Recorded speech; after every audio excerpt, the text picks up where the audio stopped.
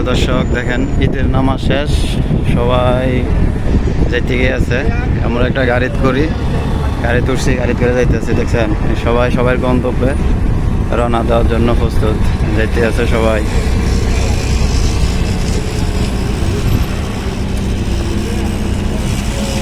এটা একটা সৌন্দর্য আসলে, নামাজ শেষে সবাই একসাথে বাইরে, একসাথে এভাবে এক বছরে হয়তো দুইবার এভাবে মিলাতে হয়।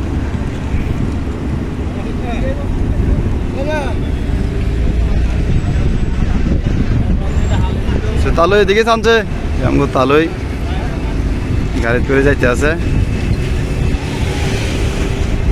তালুরি তো অবশ্যই চিনেন, তালু হলো সুরাজ ভাইয়ের শ্বশুর।